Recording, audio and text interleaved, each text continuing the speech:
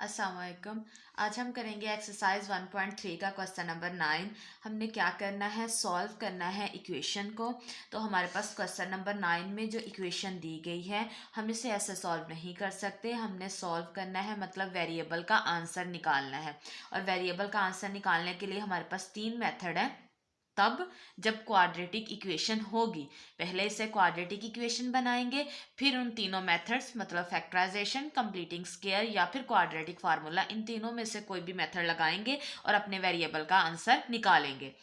तो हमारे पास जो इक्वेशन है x माइनस ए ओवर एक्स प्लस ए माइनस एक्स प्लस ए ओवर एक्स माइनस ए इक्वल 7/12। हम इस इक्वेशन को एज इट इज इक्वेशन 1 का नेम दे लेंगे। ठीक है, ये क्वेश्चन भी हमारे पास सेम है जैसे मैंने क्वेश्चन नंबर 6, 7, 8 अपनी लास्ट वीडियोस में करवाया है। ठीक है, हम क्या करेंगे, यहाँ पे भी हमारे पास एक फ्रैक्शन है, नया वेरिएबल इंट्रोड्यूस करवाएंगे ताकि ये क्वाड्रेटिक इक्वेशन बन सके हमारे पास। यहाँ पे ये एक फ्रैक्शन है और ये दूसरी फ्रैक्शन है। ठीक है, और पहली फ्रैक्शन का न्यूमरेटर दूसरी फ्रैक्शन के डिनोमिनेटर से सेम है, पहली फ्रैक्शन का डिनोमिनेटर दूसरी फ्रैक्शन के न्यूमरेटर से सेम है, मतलब ये फ्रैक्शन और ये फ्रैक्शन एक दूसरे के रेसिप्रोकल है। तो दोनों में से एक फ्रैक्शन को वायलेट कर लेंगे, उसका रेसिप्रोकल लेके दूसरी फ्रैक्शन खुद ब खुद आ जाएगी। तो आप चाहे इसको वायलेट कर लें चाहे इसको वायलेट कर लें, दोनों से ही सही आंसर आ जाएगा। हम लेट कर लेंगे, यहाँ पे ये जो पहली फ्रैक्शन है हमारे पास x माइनस ए ओवर x प्लस ए, इसे लेट कर लेती हूँ y। ठीक है, जब मैंने इसे लेट कर लिया है अब मैं इसका रेसिप्रोकल लूंगी तो ये जो डिनोमिनेटर वाली वैल्यू है x प्लस ए ये ऊपर चली जाएगी और जो न्यूमिनेटर वाली है वो x माइनस ए वो नीचे आ जाएगी। और दूसरी तरफ भी तो रेसिप्रोकल लेना है ना, y के डिनोमिनेटर में कुछ नहीं है तो मतलब वहां पे 1 मौजूद है, तो इसका रेसिप्रोकल लूंगी तो 1 ऊपर चला जाएगा और y नीचे आ जाएगा। दोनों का ही हमने रेसिप्रोकल ले लिया है। ठीक है, अब ये देखिए हमारे पास ये वाली फ्रैक्शन मैंने लेट की थी y के और ये वाली फ्रैक्शन इसका रेसिप्रोकल लेने से निकल आई है 1/y। अब हम क्या करेंगे, इक्वेशन 1 को एक नई इक्वेशन बना लेंगे। इक्वेशन 1 को इंप्लाइज कर लेते हैं कि हमारे पास ये वाली जो फ्रैक्शन है मैंने लेट की है y, ये तो 1 मैंने खुद ही लगाया है। ठीक है, रेसिप्रोकल लेने के लिए ये y के इक्वल है माइनस, और ये जो सेकंड फ्रैक्शन है वो किसके इक्वल आई है 1/y के, इसका 1 लिखना है साथ। ठीक है, इक्वल इक्वालिटी में है 7/12, ये ऐसे ही रहेगा। अब हम क्या करेंगे, दोनों तरफ जो भी फ्रैक्शंस है उनके डिनोमिनेटर को खत्म करेंगे। ठीक है, तो यहाँ डिनोमिनेटर में कुछ नहीं है मतलब 1 है और यहाँ डिनोमिनेटर में y है और दूसरी तरफ डिनोमिनेटर में 12 है। तो मैं y और 12 को खत्म करने के लिए इन दोनों को करूंगी आपस में मल्टीप्लाई, y और 12 मल्टीप्लाई होके हो जाएगा, ये दोनों आपस में 12y हो जाएंगे। तो मैं बोथ साइड हर टर्म को मल्टीप्लाई करवा दूंगी 12y के साथ। ठीक हो गया, यहाँ पे मेरी पहली टर्म है y, ये मल्टीप्लाई हो जाएगी 12y मल्टीप्लाई हो जाएगा y के साथ। नेक्स्ट है माइनस, ठीक है 12y मल्टीप्लाई हो जाएगा ये जो फ्रैक्शन है हमारे पास 1/y इसके साथ इक्वल 12y मल्टीप्लाई हो जाएगा ये जो इक्वालिटी में हमारे पास है 7/12। ठीक हो गया, यहाँ पे कोफिशिएंट 1 है, यहाँ 12 है, 12 और 1 मल्टीप्लाई होकर 12 1s are 12 और वेरिएबल से मल्टीप्लाई हो जाएगा तो 1 और 1 2। ठीक है, माइनस ये y डिवाइड का ये मल्टीप्लाई का कट जाएगा, 12 1 से मल्टीप्लाई होके हो जाएगा 12, इक्वल में ये 12 डिवाइड का ये मल्टीप्लाई का कट जाएगा, y और 7 मल्टीप्लाई होके हो जाएगा 7y। ठीक है, यहाँ पे भी हमारे पास 1 आ गया, यहाँ पे भी 1 आ गया, तो ये आपस में मल्टीप्लाई होकर यही रह जाएगा। यहाँ पे भी कटिंग हो गई है तो 1 आ गया है, 1 आ गया है, तो ये आपस में मल्टीप्लाई होकर 7y रह जाएगा। 12y स्क्वायर माइनस 12, ये जो 7y आपस में मल्टीप्लाई हो रहे हैं इसका साइन प्लस है, मैं इसे लेफ्ट साइड पे ले आऊंगी, ये राइट पे है ना, मैं इसे लेफ्ट पे ले आऊंगी तो वो -7y हो जाएगा इक्वल 0। अब मैं इसे अरेंज कर लेती हूँ, 12y स्क्वायर, y स्क्वायर के बाद y वाली वैल्यू वो क्या है 7y, उसका साइन माइनस का है और फिर ये -12 इसको लास्ट पे लिख लूंगी इक्वल 0। ठीक है। अब ये देखिए यहाँ पे तो पहले मैंने अरेंज ही की है वैल्यूज, मैंने लेफ्ट पे थी वैल्यूज, वहीं पे इसको इधर कर लिया, इसको इधर कर लिया। देखिए दोनों का साइन मैंने चेंज नहीं किया, यहाँ पे मैंने राइट से लेफ्ट मूव करवाई थी, इसलिए साइन चेंज किया था। अब ये देख लेते हैं जो इक्वेशन बनी है क्या वो क्वाड्रेटिक है। यहाँ पे इक्वालिटी का साइन बता रहा है कि ये इक्वेशन है, इक्वालिटी के बाद जीरो बता रहा है, ये उसकी स्टैंडर्ड और जनरल फॉर्म है।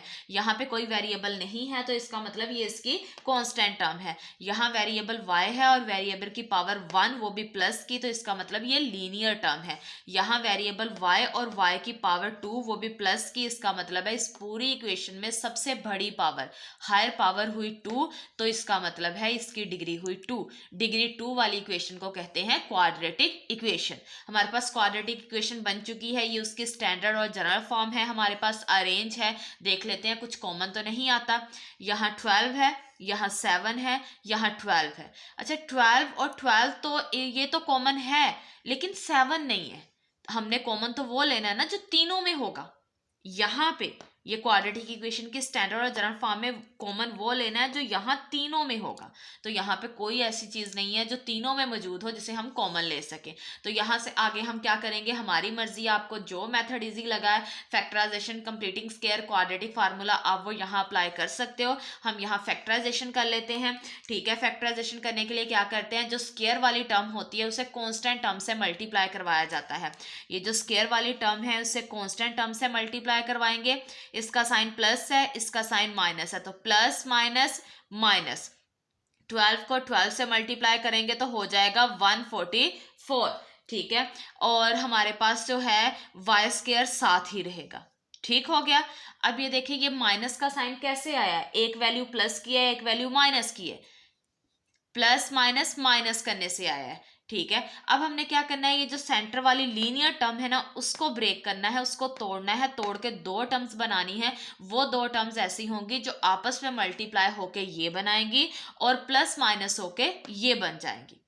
अच्छा, वो जो दो टर्म्स होंगी उनमें से एक प्लस की होगी, एक माइनस की होगी, ये तो हमने डिसाइड कर लिया। वो दोनों टर्म्स क्या होंगी, मतलब बड़ी कौन सी, बड़ी के साथ कौन सा लगाना है, छोटी के साथ, मतलब प्लस किसके साथ लगाऊंगी और माइनस किसके साथ लगाऊंगी। ये जो जिसको मैंने तोड़ना है ना उसके साथ साइन क्या है, माइनस। इसका मतलब है वो जो मेरी बिग वैल्यू आएगी वो माइनस की होगी और जो स्मॉल वैल्यू होगी वो प्लस की होगी। लेकिन वो वैल्यूज कौन सी होंगी, 144 की फैक्टराइजेशन करके देख लेते हैं। 144 की फैक्टराइजेशन क्या होगी, 2 7 जार 14, 2 2 जार 4, 2 3 जार 6, 1 इधर 2 6 are 12, 2 1 are 2, 2 8 are 16, 2 9 are 18, 3 3 are 9, 3 1 are 3। ठीक है, अब ये देखिए हमारे पास क्या है, जो ये सारी आपस में मल्टीप्लाई होकर 144 तो बना देगी, लेकिन मैंने वो चीज़ लेनी है जो आपस में प्लस माइनस, क्योंकि ये 144 की ही फैक्टराइजेशन की है, इनको जैसे मर्जी पेयर अप करूं वो आपस में मल्टीप्लाई होकर 144 ही बनाएंगी। ठीक है, हमें ये देखना है कि 7 कौन लेके आएगा। अगर मैं यहाँ से देखूं 2 2 जार 4, 4 2 जार 8, 8 2 जार 16, एक वैल्यू लूँ मैं 16, दूसरी 3 3 जार 9 और मैं लूँ 9। ठीक है, इनमें से बड़ी कौन सी है 16, उसके साथ साइन माइनस का, छोटी कौन सी है 9, उसके साथ साइन प्लस का। तोड़ किसको रही हूँ, y वाली टर्म को, इसके साथ भी y, इसके साथ भी y, ये आपस में मल्टीप्लाई होके यही बनाएंगे, क्योंकि मैंने इसी का पेयर किया है। देखना है क्या प्लस माइनस होके 7y आता है, प्लस माइनस माइनस, 16 में से 9 गए तो हमारे पास क्या आ जाएगा 7 और y साथ ही रहेगा। साइन ग्रेटर वैल्यू का 16 ग्रेटर और उसका साइन माइनस। इसका मतलब हमने ये जो इसको तोड़ने के लिए जो ये दो वैल्यूज चुनी है वो बिल्कुल ठीक है। हम इसकी जगह यही राइट करेंगे -16y एंड 9y। यहाँ पे हमारे पास 12y स्क्वायर ऐसे ही रहेगा, और ये जो मैंने इसे ब्रेक करके आपको बताया है -16y + 9y उसकी जगह लिख लिया है, और -12 भी ऐसे रहेगा, इक्वल में 0 भी ऐसे ही आ जाएगा। ठीक है, अब आगे देखिए हमारे पास ये जो है पहली दो टर्म्स, यहाँ पे हमारे पास 4 टर्म्स है तो अलग अलग दोनों का कॉमन लेंगे, दो को इकट्ठा करके। यहाँ पे ये जो पहली दो टर्म्स हैं इन दोनों में कोफिशिएंट देखें, यहाँ है 12, यहाँ है 16। 12 और 16 एक ही टेबल में आते हैं, वो टेबल है 4 का। 4 इसमें से कॉमन आ जाएगा और फिर यहाँ वाई स्क्वायर है और यहाँ वाई की पावर 1 है, दोनों में वाई मौजूद है और छोटा कौन सा है, वाई की पावर 1, मैं उससे कॉमन कर लूँगी। 4 का टेबल पढ़ूंगी, 4 3 12 और इसमें से एक y बाहर चला गया, एक यही रहेगा। -4 का टेबल पढ़ूंगी, 4 4 16 और ये y बाहर चला गया। आगे देखें, यहाँ प्लस है तो प्लस आ जाएगा, यहाँ 9 है, यहाँ 12 है, ये दोनों 3 के टेबल में आते हैं, मैं यहाँ 3 कॉमन कर लूँगी। यहाँ y है, यहाँ नहीं है तो y कॉमन नहीं आएगा। 3 का टेबल पढ़ें तो 3 3 9, 3 3 9 और ये y साथ ही रहेगा। अच्छा, यहाँ पे प्लस है तो प्लस इनके साइन को चेंज नहीं करेगा, इसका प्लस था तो प्लस ही रहा, आगे ये माइनस है तो वो भी माइनस ही रहेगा। 3 का टेबल पढ़ती हूँ तो 3 4 12 और इक्वल में हमारे पास 0 आ जाएगा।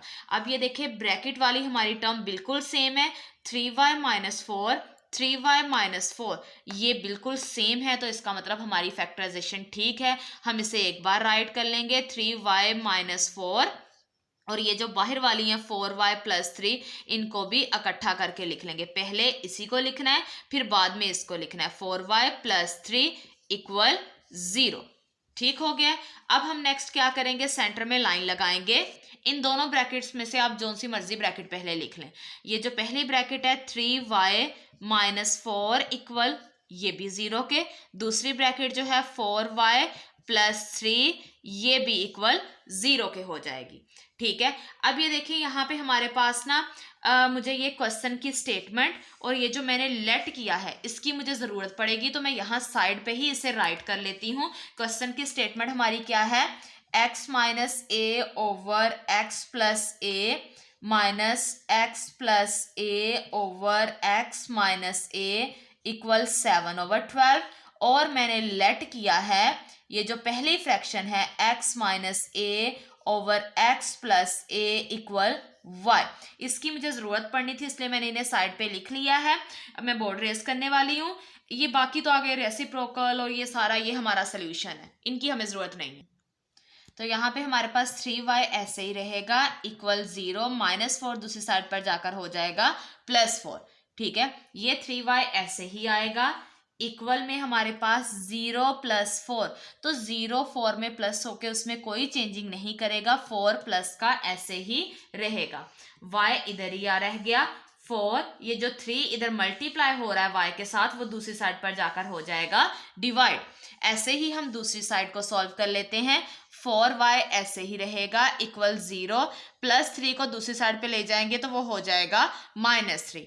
ये वाला 4y ऐसे ही रहेगा = 0 -3 के साथ, मतलब 0 - 3 में कोई चेंजिंग नहीं लेके आएगा, 0 ऐसे ही खत्म हो जाएगा, 3 माइनस का वैसे ही रहेगा। y इधर ही रह गया, 4y के साथ मल्टीप्लाई हो रहा है वो दूसरी साइड पर जाकर डिवाइड हो जाएगा और उसके डिनोमिनेटर में लिखा जाएगा। ठीक है, यहाँ पे y हमारे पास आ गया है 4/3 और y आ गया है -3/4। y वेरिएबल है, इसके आंसर आ गए हैं, लेकिन मैं इसे सोल्यूशन सेट में राइट नहीं करूंगी। हमारा क्वेश्चन यहाँ खत्म नहीं हुआ है। क्यों नहीं खत्म हुआ है, क्योंकि मैंने इसलिए वो क्वेश्चन की स्टेटमेंट और जो लेट किया था वो स्टार्ट पे लिखवाया, साइड पे लिखवाया था। ठीक है, कि क्वेश्चन की जो स्टेटमेंट में वेरिएबल है वो है x। क्वेश्चन की स्टेटमेंट में वेरिएबल x गिवन है, तो मुझे क्वेश्चन की स्टेटमेंट को ही सॉल्व करना है। सॉल्व मतलब उसमें मौजूद जो वेरिएबल है उसका आंसर निकालना है, x का आंसर निकालना है। तो x का आंसर वैसे नहीं आ रहा था तो मैंने उसे y में चेंज किया, तो हमारी इजीली क्वाड्रेटिक इक्वेशन बनी, y के आंसर्स निकाले हैं। तो अब हम वापस दोबारा x में जाएंगे, जैसे y लेके आई थी वैसे ही y को ख़त्म कर दूंगी ताकि x के आंसर आ सके और मैं उसका सोल्यूशन सेट लिख के अपना क्वेश्चन ख़त्म कर सके। ठीक हो गया। यहाँ पे अब मैंने क्या y लेके कैसे आई थी, मैंने लेट किया था कि x - a x + a equal किसके है, y के। तो अब मैं y की जगह वो पूरी फ्रैक्शन रखूंगी। y की जगह क्या फ्रैक्शन आ जाएगी, x - a / x + a, equality में 4/3 ऐसे ही रहेगा। दूसरी तरफ भी ऐसे ही करेंगे, x - a x + a, equality में -3/4 ऐसे ही रहेगा। ठीक हो गया। अब मैं क्या करूंगी, यहाँ पे एक फ्रैक्शन है, सेंटर में इक्वल है और दूसरी तरफ एक फ्रैक्शन है, तो ऐसे में क्या करते होते हैं, क्रॉस मल्टीप्लिकेशन कर लेते हैं। यहाँ का न्यूमिनेटर उधर के डिनोमिनेटर से मल्टीप्लाई हो जाएगा, 3 मल्टीप्लाई होगा x माइनस ए से, इक्वल ये जो इधर का न्यूमिनेटर है वो इधर के डिनोमिनेटर से मल्टीप्लाई हो जाएगा, 4 मल्टीप्लाई होगा x प्लस ए से। ठीक है, 3x से मल्टीप्लाई होके क्या हो गया है 3x, माइनस 3a से मल्टीप्लाई होके क्या हो गया है 3a। ठीक हो गया। फिर 4x से मल्टीप्लाई होगा, 4x से मल्टीप्लाई होके 4x प्लस ऐसे ही रहेगा, 4a से मल्टीप्लाई होके 4a। ठीक हो गया। अब हम नेक्स्ट क्या करेंगे कि x वाली एक तरफ कर लेंगे क्योंकि उसका आंसर निकालना है, और बाकी जो वैल्यूज है वो एक तरफ कर देंगे। अब जब मैंने x का आंसर निकालना है, मैं पहले भी अपनी हर वीडियो में बता चुकी हूँ कि जब हमने किसी वेरिएबल का आंसर लेना होता है तो उसके साथ कोफिशिएंट 1 होना चाहिए और उसका साइन भी प्लस का होना चाहिए। तो जब साइन प्लस देखना है तो हम देख लेते हैं कि x फाइंड करना है, तो लेफ्ट और राइट में x कहाँ है और बढ़ा किधर है। अब मेरी ये राइट साइड है और यहाँ पर x है और यहाँ 4 है वो भी प्लस का, लेफ्ट साइड पे भी x है और वो 3 है वो भी प्लस का, तो दोनों में से बड़ा कौन सा हुआ, राइट साइड पे। तो मैं राइट वाला वहीं रखूंगी, लेफ्ट वाले को दूसरी साइड पे मूव करवा दूंगी। ठीक हो गया। ये -3a इधर ही रहेगा, इक्वल 4x प्लस 4a, ये जो 3x प्लस का है ना वो दूसरी साइड पर जाकर -3x हो जाएगा। ठीक हो गया।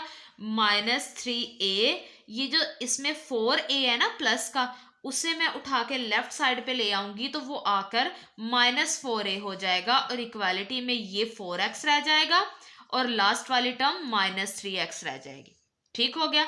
अब ये a है, ये a है, इसका मतलब यहाँ a की पावर 1, a की पावर 1 ये दोनों आपस सेम है और सॉल्व हो जाएंगे। माइनस माइनस प्लस, 4 में 3 ऐड करूंगी 7, दोनों के साथ a है तो a आ जाएगा। साइन ग्रेटर वैल्यू का 4 ग्रेटर है और उसका साइन माइनस है, इक्वल यहाँ प्लस माइनस माइनस, 4 में से 3 गए 1 और x दोनों के साथ है, x आ जाएगा। यहाँ अंडरस्टूड है कि 1 मौजूद है और साइन ग्रेटर वैल्यू का 4 ग्रेटर है और उसका साइन प्लस है। देखें x जिसका मैंने आंसर लेना था, मैंने यहाँ पे x को वेरिएबल माना हुआ है, a हमारा एक लिटरल है, ठीक है, वो वेरिएबल नहीं है। x जो वेरिएबल है उसका कोफिशिएंट 1 है और साइन भी प्लस है, तो इसका मतलब x का आंसर आ चुका है -7/a। ठीक, सॉरी -7a, ये x का एक आंसर आ गया। अब दूसरी तरफ भी ऐसे सॉल्व कर लेंगे, यहाँ पे एक फ्रैक्शन है, इक्वल ये हमारे पास दूसरी फ्रैक्शन है, तो ऐसे में क्रॉस मल्टीप्लिकेशन अप्लाई करेंगे जैसे मैंने इधर काम किया है। ये न्यूमिनेटर उधर के डिनोमिनेटर से मल्टीप्लाई हो जाएगा, 4 मल्टीप्लाई होगा x माइनस ए से, इक्वल में -3 पहले ही है, वो हमारे पास मल्टीप्लाई होगा इधर के डिनोमिनेटर से, वो है x प्लस ए। अब 4 अंदर मल्टीप्लाई हो जाएगा, 4x माइनस 4a, इक्वल में ये प्लस माइनस माइनस 3x। अच्छा, यहाँ मैंने साइन नहीं देखे क्योंकि बाहर प्लस था तो प्लस ने इनके साइन थोड़ी ना चेंज करने थे, 4 उनके साथ लगा दिया। यहाँ मैं साइन देख रही हूँ क्योंकि बाहर माइनस है और माइनस ने इनके साइन चेंज करने हैं। देखिए प्लस x का था वो माइनस का हो गया, 3x से मल्टीप्लाई होकर 3x। अब ये देखें ये a प्लस का है, ये भी माइनस का हो जाएगा इस बाहर वाले माइनस की वजह से। प्लस माइनस माइनस, 3 को a से मल्टीप्लाई करें तो 3a। ठीक हो गया। अब हम x वालियों को एक तरफ और a वालियों को एक तरफ कर लेंगे क्योंकि मेरा वेरिएबल x है और मुझे उसका आंसर लेना है। ठीक है, 4x मेरा लेफ्ट पे ही बड़ा है और वो प्लस का है, मैं उसे इधर ही रखूंगी, उधर वाला राइट वाला इधर लेफ्ट पे ले आऊंगी। 4x माइनस 4a, -3x को इधर मूव करवा लूंगी, वो हो जाएगा +3x, इक्वल में -3a ऐसे ही रहेगा, मैंने इससे उधर मूव करवाया है। ठीक है, अब ये 4x, ये 4x और ये 3x दोनों प्लस के हैं, इनको इकट्ठा कर लेती हूँ, इक्वल -3a, ये जो टर्म है -4a। ठीक है, इसे लेफ्ट से उठा के राइट पे लेके जाऊंगी तो इसका साइन चेंज हो जाएगा, माइनस की जगह +4a। ठीक है। अब ये देखें, ये भी x की पावर 1, ये भी x की पावर 1, इसका मतलब दोनों सेम है, इनको सॉल्व कर लेंगे। 4 प्लस का 3 प्लस का दोनों प्लस होके 7 और साथ x आ जाएगा, साइन भी प्लस का ही रहेगा क्योंकि दोनों वैल्यूज प्लस की हैं। इक्वल में प्लस माइनस माइनस, 4 में से 3 गए 1 और दोनों के साथ a है तो a आ जाएगा। यहाँ पे अंडरस्टूड है कि 1 मौजूद है। ठीक है, साइन ग्रेटर वैल्यू का 4 ग्रेटर है और उसका साइन प्लस है। ठीक हो गया, x इधर ही रहेगा a। अब यहाँ पे ये देखिए, मैं इससे आंसर नहीं कह सकती हूँ, क्यों? क्योंकि मैंने x का आंसर लेना है, उसका कोफिशिएंट 1 होना चाहिए, तो ये कोफिशिएंट 7 है, इसका मतलब अभी ये आंसर नहीं आया, मजीद सिंप्लीफाई होता है। तो देखिए मैंने x ऐसे रखा है, ये जो 7 इसके साथ मल्टीप्लाई हो रहा है वो दूसरी साइड पर जाकर कर दिया डिवाइड। अब ये देखें, x का कोफिशिएंट 1 है और उसका साइन प्लस है, इसका मतलब ये इसका आंसर आ चुका है। अच्छा, पावर भी +1 ही होनी चाहिए, तभी वो आंसर उसे माना जाता है। ठीक हो गया। अब हमारे पास x के दो आंसर आ गए हैं। एक आंसर आ गया है -7/a और सेकंड आंसर है हमारे पास a/7। हमने दी गई क्वेश्चन की इक्वेशन को सॉल्व कर लिया, उसमें मौजूद वेरिएबल का आंसर निकाल लिया है। और जब जब इक्वेशन को सॉल्व करने का बोला जाता है तो हम क्या करते हैं, मस्ट होता है कि वेरिएबल का आंसर निकालें और सोल्यूशन सेट राइट करें। सोल्यूशन सेट हमारे पास क्या है, इसमें हमारे पास आंसर एक आया है -7 है, एक आया है a/7। दोनों में से जो मर्जी पहले लिख लें, आपकी मर्जी है। दोनों को हमने लिखना है और कोमा लगा के सेपरेट कर लेना है। दोनों में से आप a/7 पहले लिख लें, चाहे -7a पहले लिख लें, इसमें कोई मसला नहीं, कोई इशू नहीं है। ठीक है, और सोल्यूशन सेट राइट करने के लिए हमेशा ये करली ब्रैकेट ही यूज की जाती है। इसके साथ ही हमारे पास एक्सरसाइज 1.3 का क्वेश्चन नंबर 9 कंप्लीट सॉल्व हो गया है।